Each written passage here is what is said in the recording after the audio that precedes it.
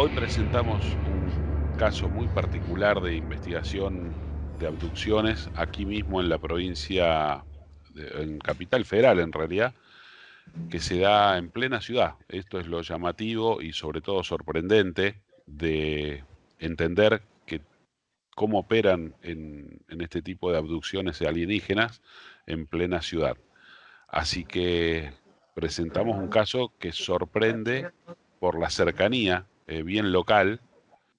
eh, y cuando yo había empezado a desarrollar el libro de la investigación que hacía, me encuentro ya con un libro escrito de Diana Flota y Eduardo Grosso, dándome cuenta que es una investigación seria, que inclusive sucedía a cuadras de casa, más o menos, inclusive con el soporte del doctor Fabi Italia en cuanto a la documentación de algunos estudios médicos que se le realizaban a los abducidos. Así que una investigación que presentaba todos los datos como para tomarla totalmente en cuenta. Y aún así, digamos, dicho por el propio eh, autor, no tuvo éxito ni asidero en la comunidad ufológica argentina. eh, sí en Estados Unidos, siendo página de un diario, y en Brasil, sobre todo, también primera plana en un periódico y parte de un congreso ufológico después, al cual le dieron la importancia que este trabajo tenía. Así que le vamos a hacer la palabra a Pablo, que ha traído un material muy interesante, preparado. Buenas noches, Pablo. Buenas noches, muchachos, ¿cómo le va? Bueno, Hola, ¿qué tal? básicamente lo que acaba de decir Cristian es exactamente lo que yo pienso. Agregaría el tiempo en la época en que se hizo esta semejante y brillante investigación de Liliana Flota y Eduardo Grosso. Eh, Hace un instante yo acabé de leer toda la investigación porque es larga y hay data de fechas de casi a principios de los 90, finales de los 80. Y es increíble que en esa época esta investigación no haya tenido, digamos, tanta difusión. Está bien, lo tenían en contra el tema de no había internet, pero en lo personal, para mí, y coincido con Cristian, es la mejor investigación sobre abducciones, tan vigente y tan moderna como la de estos tiempos. Y como yo siempre lo digo, ahora con el diario del lunes, todo el mundo habla de abducciones. Pero en esa época no había ni internet, no había WhatsApp. Aclaro que aún hoy, en la comunidad ufológica, mucho de la profundidad de esta investigación todavía se la toma como algo posible o irreal. No todos llegan a comprender la mecánica de este tipo de abducciones, el impacto que tiene sobre la población de plena capital federal. Puede estar pasando esto en el departamento de al lado de tu casa y no te enterás. Eso es lo profundo que nosotros queremos rescatar de esta investigación que fue hecha a fondo, y nosotros hoy por hoy en el grupo Buena Onda estamos llevando adelante para seguir con una nueva perspectiva que es súper interesante, profunda y sobre todo a nivel eh, pragmático, es decir, cómo nos sirve todo esto que estamos aprendiendo como para, bueno, poder no ser parte de este tipo de interferencias, para decirlo de una manera muy delicada. Así que Pablo, continúa nomás. Usaron técnicas de hipnosis de esa época. O sea, ¿por qué digo de esa época? Porque no era habitual que en la ufología traigan de la ciencia para hacer hipnosis. Entonces, utilizaron un recurso que estaba fuera de tiempo y espacio. Y a partir de esos datos de las hipnosis y de los reportes de los abducidos, como dice Cristian, ellos en una investigación que tenían creo que el lugar de oficina era ahí por la calle Devoto, ellos se dieron cuenta que las personas que venían a su oficina, a su lugar de tomar notas sobre el tema de hacer reportes de los abducidos, se dieron cuenta que era por barrio, por barrio, o sea que la nave que sobrevolaba por todo Buenos Aires iba barrio en barrio porque se empezaban a enterar de que el vecino era, o sea, a una cuadra o 2 cuadras, a 20 metros, 300 metros, era toda una zona de Devoto. Y en esa época se asombraban ellos mismos, donde los abducidos hablaban de que venía la nave, sabían digamos, entraba el alienígena a la habitación y lo sacaban de ahí. Ya a ellos mismos les asombraba.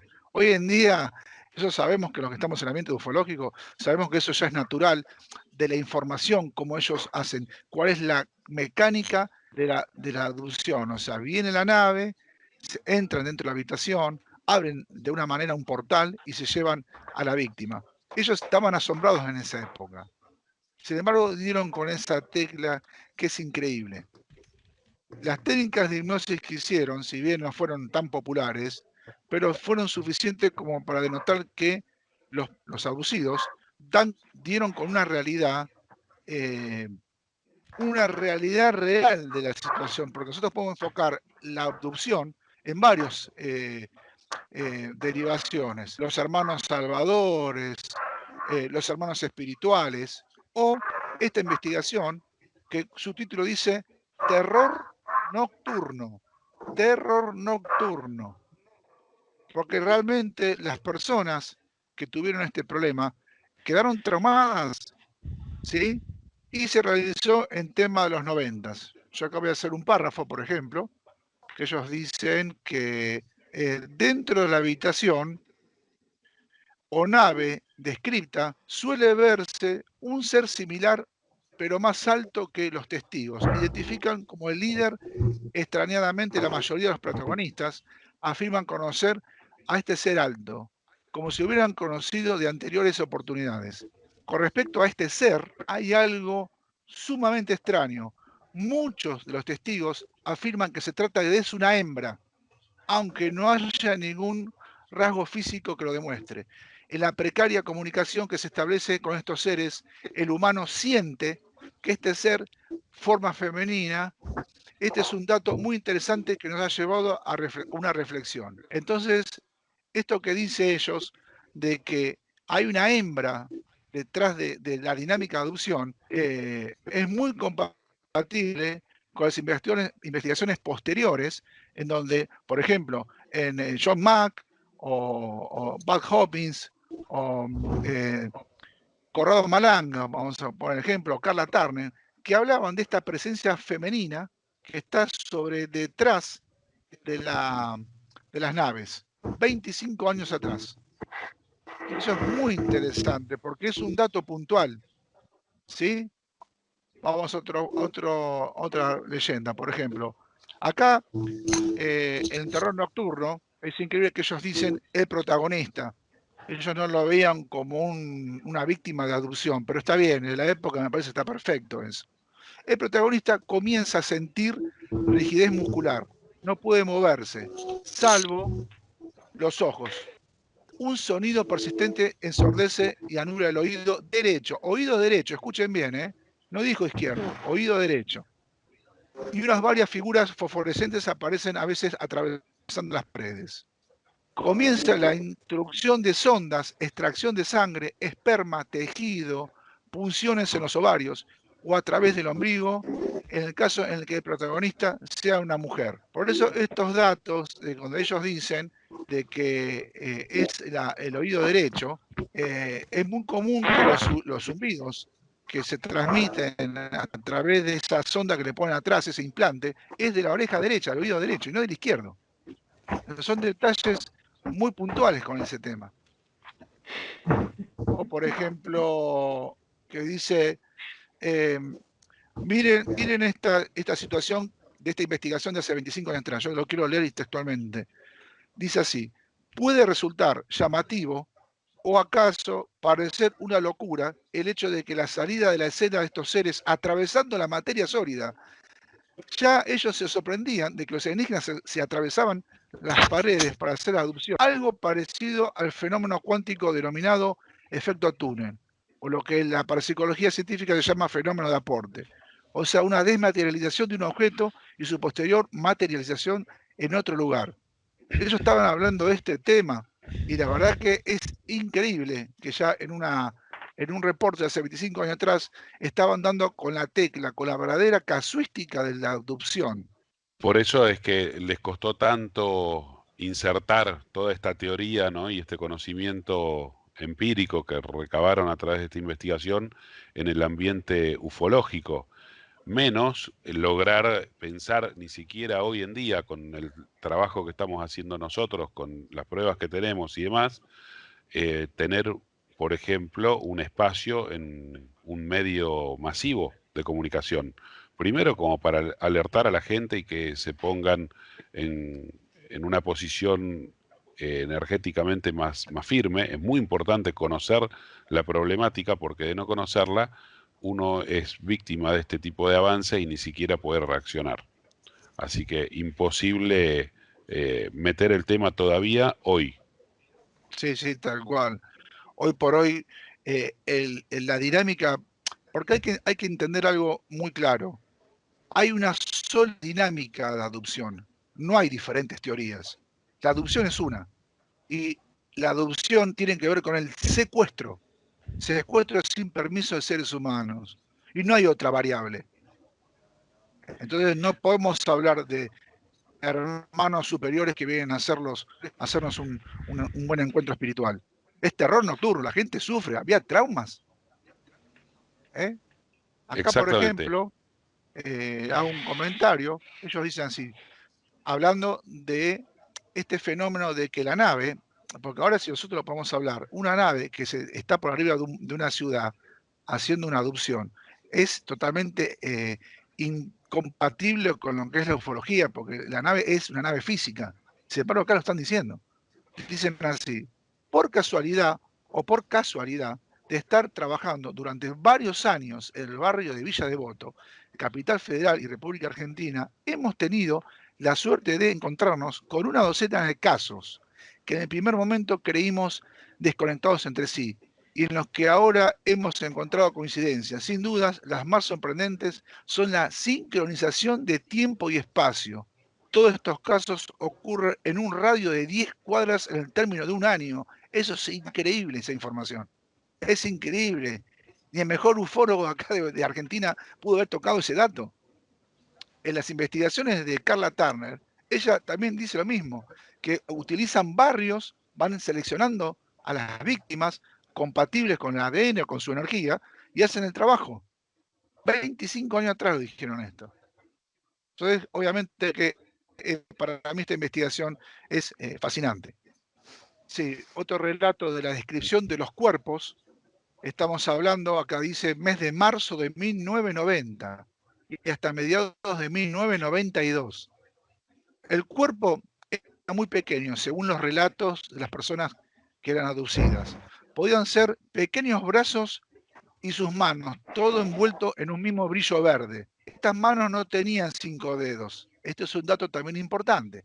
Generalmente los alienígenas, los grises, la descripción de los dedos de la era moderna hablan hasta de 3 dedos o 4 dedos, o sea, un pulgar y 3 dedos. Acá ya lo están mencionando. Ese ser, esa cosa no podía ser humano. Los relatos que suceden en todo el mundo y también aquí en nuestro país es este hecho que acabamos de exponer, ocurrió en la ciudad de Buenos Aires, en el barrio de Villa Devoto, el mes de marzo del 90. Tampoco es un caso aislado, ya que de 1990 hasta mediados del 92 tuvimos acceso a la investigación de los mencionados 12 casos con las mismas características que se registraron en la zona de radio 10 cuadras. Bueno, acá lo voy a repetir eso. Entonces, obviamente estaban dando con una situación de dinámica increíble.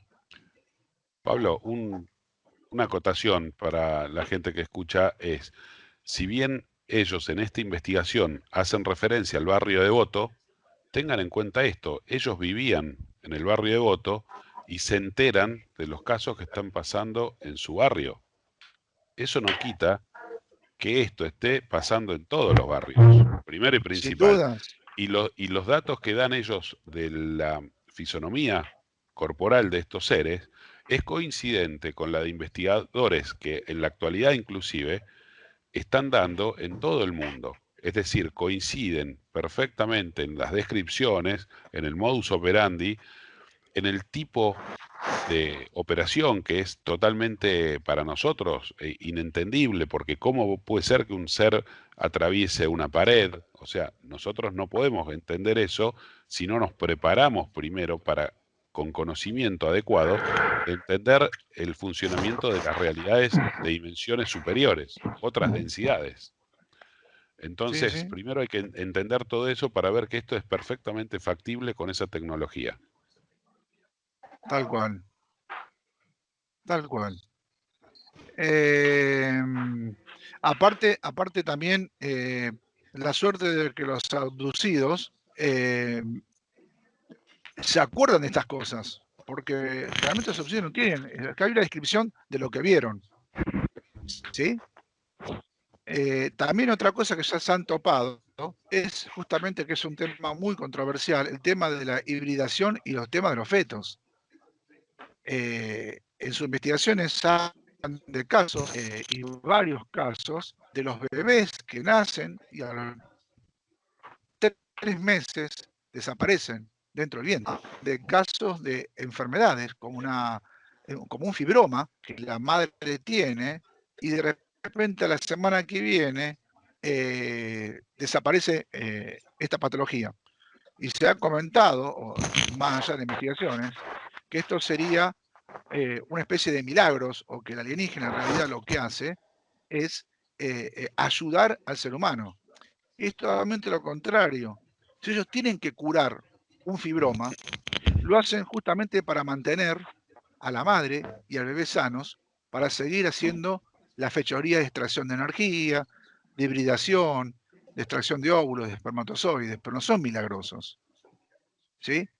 Por eso a veces, cuando yo leo esta fascinante investigación de Liliana Flot y Eduardo Grosso, donde ellos hablan de estos milagros aparentes, y recuerdo mucho lo que dice Malanga. Cuando a Malanga le venían a traer los problemas, bebés que te han enroscado, como se llama, el cordón umbilical sobre el cuello, o problemas de tu Malanga, decía algo muy claro: quédese tranquila, señora, quédese tranquila, hay muy buenos pediatras. Es muy difícil tratar de entender esa situación. Es muy difícil que vos estás embarazado y a los 3 meses perdés el feto. Y la medicina queda oscura porque ellos dicen, bueno, lo habrá expulsado, habrá sido un embarazo psicológico, pero escúchame, la placenta estaba, no la podés fabricar con un embarazo psicológico. Sin embargo, 25 años atrás, ya esta investigación ya estaba a pleno y ya había datos de estas cosas.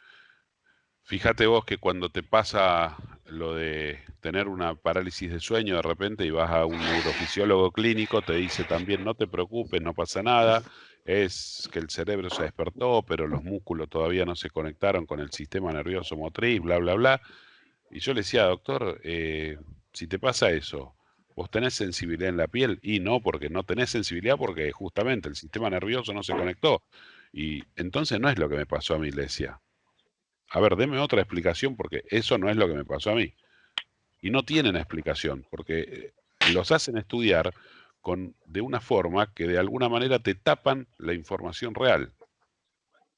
Esto no, Tal cual. evidentemente no les conviene que el ser humano sepa esto, porque cuando nosotros empezamos a conocer, reaccionamos, y el ser humano es muy potente también, no es ningún boludo. El tema es que nos toman de boludos. Exactamente.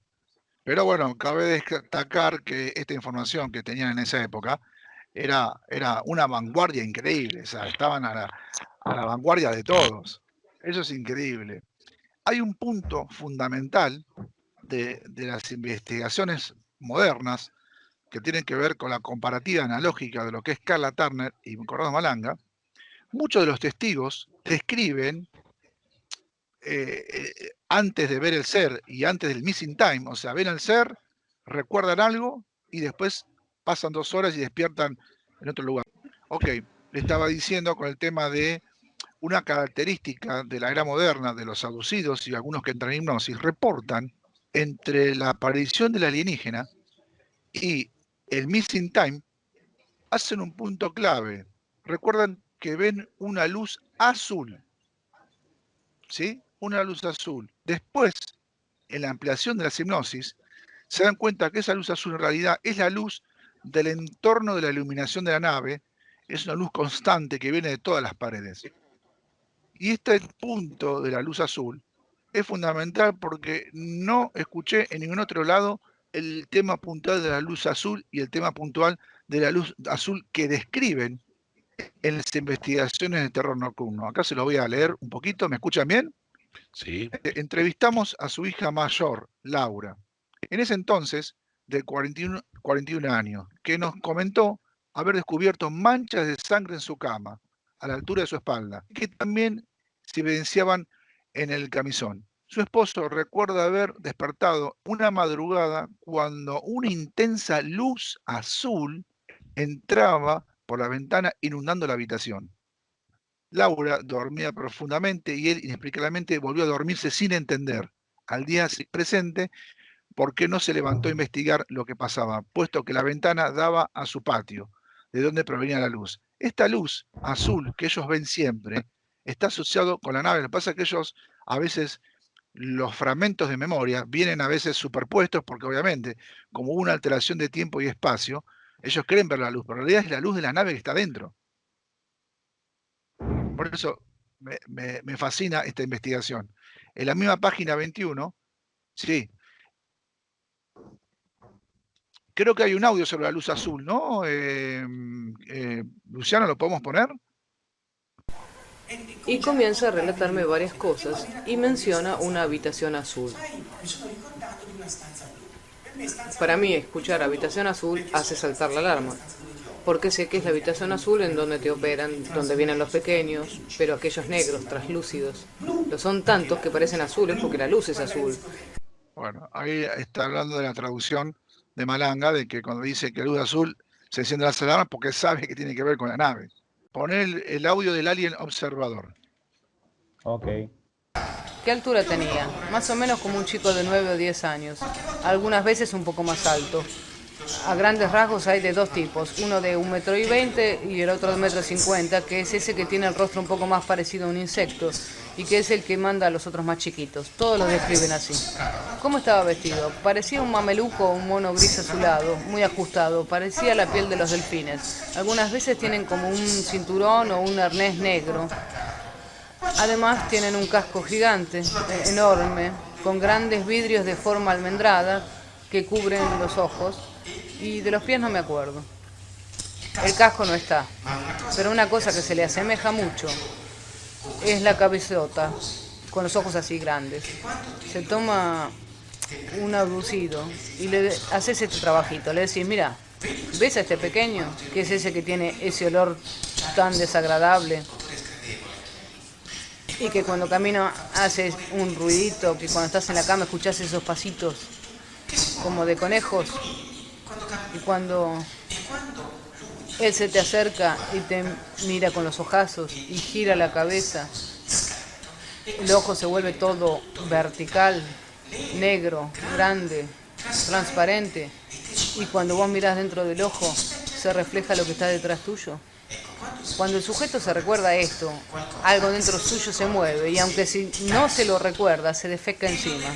Es tremendo. Vos fíjate, el activador de estas preguntas y respuestas hacen que a veces se caguen encima. ¿Por qué? Porque algo en el inconsciente. Y acá en un reporte de terror nocturno habla de un patrón en común en cuando es aducido, se le acerca una cabeza bien cerca de la cara y el abducido siente que esa cabeza o ese ser que se acerca es familiar. Esa dinámica es muy peculiar y muy particular, pero ya estuvo puesto 25 años antes en los trabajos de Liliana Flota y Gordo Grosso.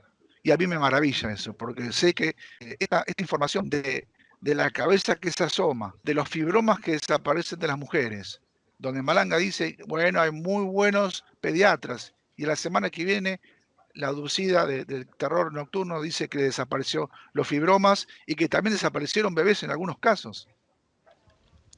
¿Entiendes que nos estamos topando con una investigación fascinante?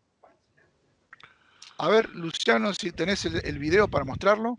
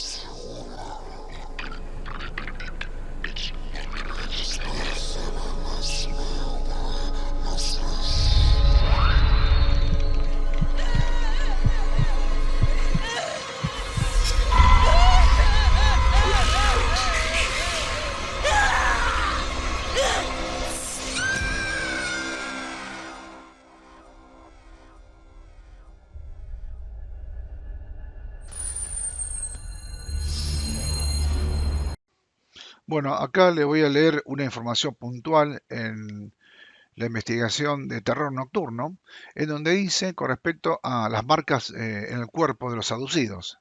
El párrafo dice así: lo que siempre llamó la atención es una cicatriz queloide que presenta en la pierna derecha en forma circular, que apareció sin haber sabido nada después de sus 32 años. La cicatriz tiene 3 milímetros de diámetro, los bordes son dentados, como si hubiese practicado una extracción de tejido de sacabocado. Esta información, que la reportaron en los 90, 25 años después, está representada en una película, también con información extraída de hipnosis de los pacientes de Corrado Malanga.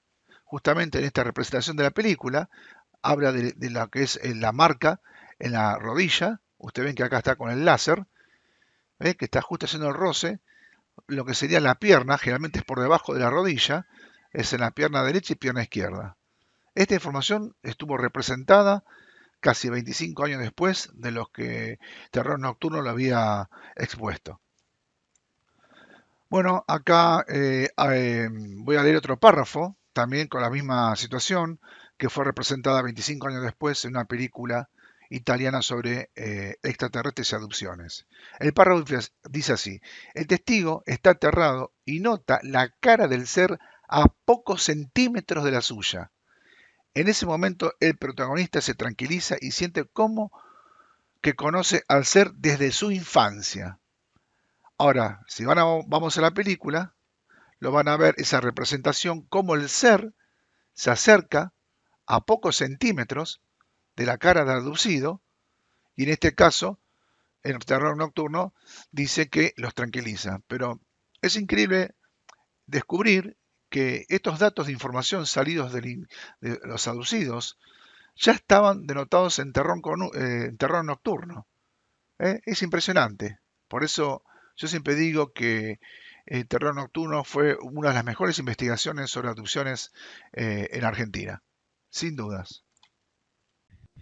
Coincidente con la que se da en muchos otros lugares del mundo, como lo demuestra esta película que está basada en la investigación de Corrado Malanga y sobre casos reales.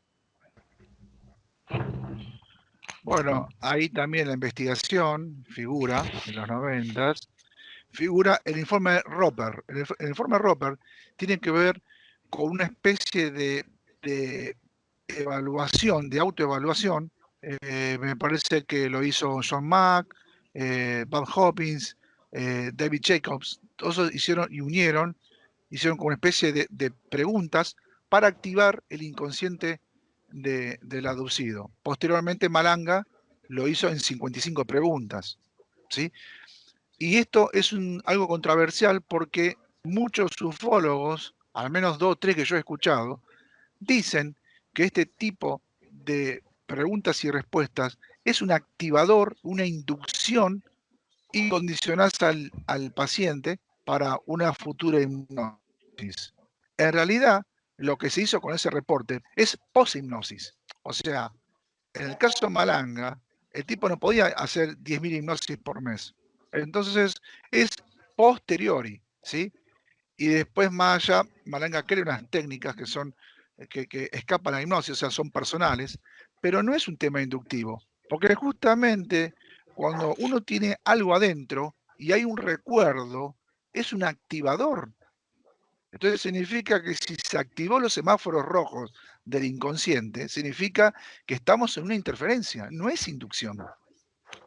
Claro. Entonces ya habían puesto el reporte, el terror nocturno, digamos, la encuesta Roper de esa época, que creo que la mayoría de sus foros de esa época ni sabían que existía. Después con el tiempo se empezó a conocer el informe de encuestador Roper.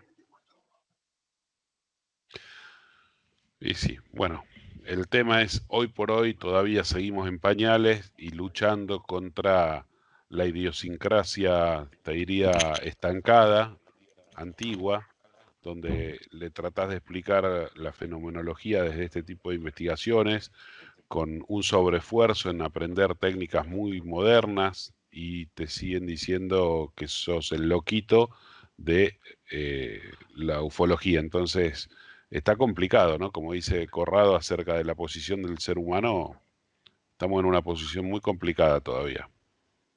Una Claro, consulta. bueno, Pablo, sí, viendo hoy un par de videos de cuando estuvieron en el foro ese de Brasil, me resultó interesante la parte clínica que hablan y la relación, o sea, son dos cosas. La parte clínica en el cual, contrariamente, como muchos dicen, que los que tuvieron este tipo de parálisis de sueño, ahí en la zona de Devoto, todos eran 0 RH positivo. sí. Contrariamente con lo que dicen otros, que es muy común con los RH negativos. Eso me llamó poderosamente la atención. Y lo otro, Eh, sí, sí, y termino con esto nada más, así después te explayás vos en lo... Y lo otro es la relación de los abducidos con las mutilaciones. Hizo ese justo comentario en el foro. bueno, ¿Qué opinás vos de eso? con respecto al el RH negativo, es verdad que el RH negativo pareciera que fuera el factor de sangre que más buscan los alienígenas, pero no están exentos los RH positivos. Y yo calculo que también tiene que ver con la zona geográfica o con el tipo étnico que está en el lugar. Por ejemplo, acá en Argentina quizás el RH positivo es por excelencia producción, pero en gran parte de los relatos de otros lugares, por ejemplo en Italia, Estados Unidos, el factor RH negativo es un factor que facilita a, a una cierta raza de alienígenas para entrar y hacer la aducción o la parasitación. Y el RH negativo estaría asociado más por la compatibilidad de parasitar, no tanto de abducción. ¿Sí? Parece que después del descubrimiento de este líquido que se le pone a las madres que tienen RH negativo en el segundo parto, esa inhibición que hace que el segundo bebé pueda nacer, hizo que se masificara la parte de RH positivo. Pero bueno, muchos se han topado con el factor RH negativo que parecía fuera como un atractivo o una facilidad biocompatible para que cierto tipo de raza entre el RH negativo. Y segundo, yo en los casos que investigué de mutilaciones, yo no te podría afirmar si hay una abducción, pero sí que yo cuando hice preguntas con ese tema, más de un capataz de campo que ya no me da, ¿entendés? Como que yo también asocié esa situación. Y es factible porque si están haciendo, mutilando vacas en un lugar, en una zona del campo, y les queda bárbaro aducir a un peón de campo. Total, el peón de campo, como no tiene grandes luces con respecto a los peones de campo, con respecto a este tema, ni se dan cuenta que fueron aducidos. Pero hay muchas situaciones oscuras de los peones de campo que cuentan que no pueden explicar. Yo personalmente creo que coincide mutilaciones con abducciones. Viene todo de la mano. Y no te olvides que son maestros de la genética, estos seres que están haciendo las abducciones, con lo cual, si en algún momento hay diferencia geográfica, de incidencia, ya sea por la familia, de dónde vienen estos seres o qué tipo de seres son, puede que estén abduciendo una línea de seres con RH negativo en un lugar o país y en otro lugar físico otro tipo de RH, ¿entendés?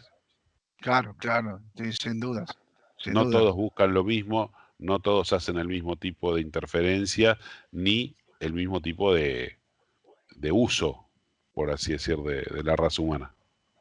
Exactamente. Bueno, acá en la página 29, Luciano, no sé si la tenés, está hablando, yo me estoy metiendo acá en el tema de los embarazos y la pérdida de embarazos en mujeres abducidas. Esta casualidad de los 3 meses. Acá les digo el párrafo. Sin explicarse muy bien, esas interrupciones se produjeron todas ellas luego de 3 meses de diagnosticado el embarazo, con una pérdida nocturna, mientras dormida, no habiéndose encontrado el embrión. Esto lo reportaron hace 25 años atrás. O sea, ¿cuál es la dinámica? La dinámica es muy simple. Meten el óvulo, lo hacen la fecundación y a los 3 meses vienen de nuevo a la pieza, abducen a la mujer, le sacan el bebé y después se despierta la mujer con hemorragias vaginales, va al médico, obviamente perdió el feto. Y el médico no se va a poder a pensar si lo perdió por una adopción o por un extraterrestre, lo perdió. Y son varios casos que ellos dicen. Perdón, qué explicación dan los médicos de que tuvo un aborto? Bueno, por ejemplo, en muchos casos hablan de que generalmente esos embarazos son falsos embarazos, tiene un nombre que no recuerdo, como que la mujer genera periodos, corta el periodo y genera leche y pareciera, yo no sé si dan positivos con la tecnología ahora, pero pareciera como fuera un falso embarazo. El tema es que los médicos no pueden entender cómo se forma la placenta. La placenta no es por embarazo psicológico, embarazo psicológico como tienen los perros, una cosa así. Entonces los médicos cuando pasan estas cosas, ellos estudian 10 años con sus facultades de libros de medicina. ¿Sí? Hubo un caso hace unos años atrás en Tucumán, que eran unos bebés mellizos que hicieron una ecografía, o gemelos, no recuerdo, y cuando le van a extraer desapareció uno. Entonces lo primero que se usó fue el médico, fue el tema del tráfico de niños. Y se pudo comprobar que el lugar donde estaba la sala de operaciones en Tucumán no había posibilidad de que pueda robar el bebé. Y quedaron con un problema bárbaro porque abrió la panza y no había un bebé. Sin embargo, en la ecografía figuran dos gemelos, o sea, gemelos. Y el médico no le importa. O sea, la ciencia está. El médico se queda con una oscuridad absoluta en este tema. Pero bueno, ya estamos hablando de un patrón mundial, ¿no? Esto de la hibridación de fetos, el robo de fetos, la dificultad que tienen las mujeres en quedar embarazadas cuando empiezan a haber interferencias alienígenas, con este interés de la hibridación, de tratar de crear algo parecido a nosotros. Y es muy común, ya lo estaban denotando en terror nocturno en los 90. Por ejemplo, dice esto: existe casi varias de las pautas que indican estas experiencias. Tiempo perdido, cicatrices aparecidas de manera desconocida, pérdidas de embarazos sin aparición de fetos, entidades luminosas dentro de un dormitorio. Terror nocturno. Está muy bien puesto el título a esta investigación. Y no es oscuro, es una realidad. El que quiera ver, que la... Pero esto no es un tema de que hay oscuridad, es una realidad. O sea, se meten a tu pieza y te hacen un desastre. Y a veces la mujer lleva la peor parte por el tema de la genética. Al final del tour te hacen entrar en una habitación donde te hacen controles ginecológicos. La abducida es inseminada una vez cada tanto, por lo menos 4 veces en el arco de su vida, para hacerle gestar 4 hijos alienígenas. El procedimiento que relatan es siempre el mismo. Es una especie de tubo, no muy grande, casi como una aguja gruesa, que es introducido en el aparato genital. Se le dispara dentro un óvulo que es externo. Nosotros tenemos el caso de una abducida que se había ligado las trompas porque no quería tener más hijos, pero quedó embarazada de todas maneras. y esto demuestra que el óvulo viene desde el exterior. Lo tiene por 3 meses aproximadamente, la mujer comienza a sentirse embarazada, produce leche, la prolactina que se le sube a 2000, también la bilirrubina. En un cierto momento tiene pérdida de tejido placentario. ¿De dónde viene la placenta si no hubo fecundación? La ovulación venía de afuera. Algunas se dan cuenta de esto, hacen los test de gravidez. En la primera vez resulta positivo, en la segunda no hay más embarazo. Estos tipos vienen de dimensiones superiores, con tecnología absolutamente muy superior. Y la buena noticia es que a nivel espiritual nosotros tenemos una capacidad de frenar a estos seres y es más, de hacerlos pelota. Así que es hora de ponerse las pilas y dejar de este tipo de pavadas que nos decían a nosotros, por ejemplo, cuando yo comentaba a mis compañeros investigadores teóricamente de que la única forma que había podido hacerle frente a todo este fenómeno, no solamente investigar, sino crecer como para poder pelearles de igual a igual, era la terapia a través de trance hipnótico y lo único que se preocupaban era, no, pero ¿y qué pasa si la persona no se despierta cuando le haces la hipnosis? La verdad, sin palabras, señores, sin Bueno, palabras. Liliana Flote y Eduardo Grosso se encontraron con este problema y lo expusieron en la última parte de la investigación, que es en la página 39, donde ellos argumentan esto de que también en su época era peor. Acá por lo menos podemos hablar en forma tecnológica. Ellos argumentan, digamos, dos cosas fundamentales de lo que la ciencia podría denotar. Era la imaginación o la inducción del protagonista o el paciente en absorber estos conocimientos y cuando se hace hipnosis lo dicen. Que eso es verdad, eso es verdad. Y después la otra habla de, digamos, de que hay un trauma, ¿entendés? Con respecto a lo que es la adopción, la nave, el túnel, representado en un conflicto de lo que es la matriz, o cuando le abren la panza y sale el bebé, o cuando sale por la vagina, ese tubo de luz lo representan arquetípicamente de esa manera.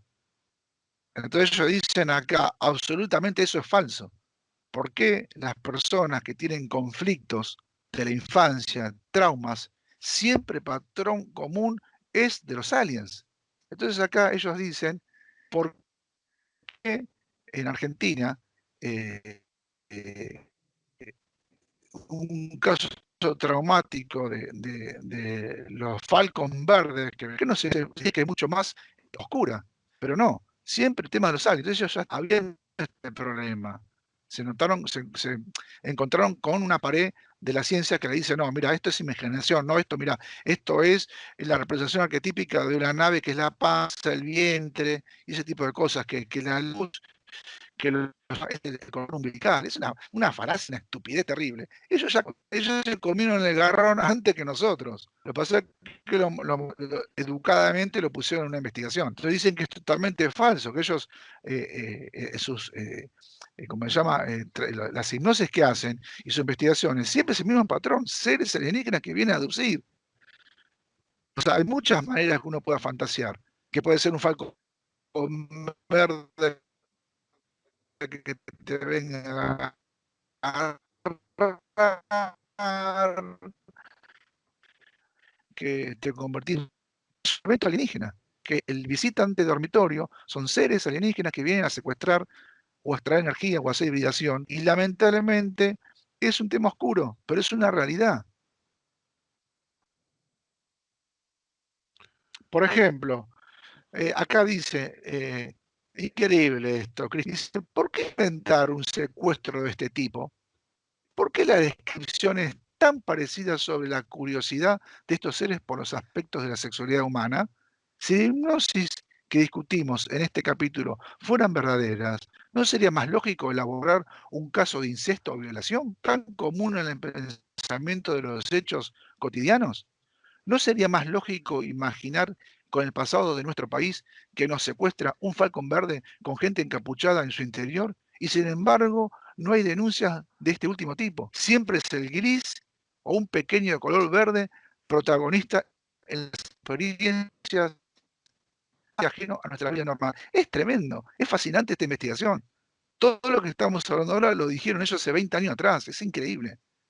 Se habrán topado peor porque en esa época obviamente era mucho más, la barrera era mucho más violenta. Ahora por lo menos hay un poco más de apertura, pero por eso yo siempre digo que esta investigación es fascinante. Realmente. Bueno, tan fascinante como todas las que llevamos adelante a posteriori. En mi caso, desde hace 10 años largos, que estoy atrás de este tipo de investigaciones y de entender las realidades hiperdimensionales, y cada vez te sorprende más, pero por suerte, les repito, también me ha sorprendido muy bien la capacidad humana a nivel espiritual para poder desarrollar acciones, dones que tienen que ver con una naturaleza muy superior, también de dimensiones de densidad más alta, es decir, de cuarta, quinta dimensión y quizás más. Así que, señores, a ponerse las pilas y capacitarse, estudiar, meterse en tema. Ser ignorantes no los va a sacar de esta realidad oscura, al contrario, te deja prisionero y quizás por muchas más de una vida, porque eso lo hemos comprobado a través de las regresiones que te dan la pauta de que uno muere y vuelve a nacer, y vuelve a nacer, y vuelve a nacer, siempre en este mundo que no está hecho para ser un mundo felice, como hizo después el libro de Corrado, ¿no?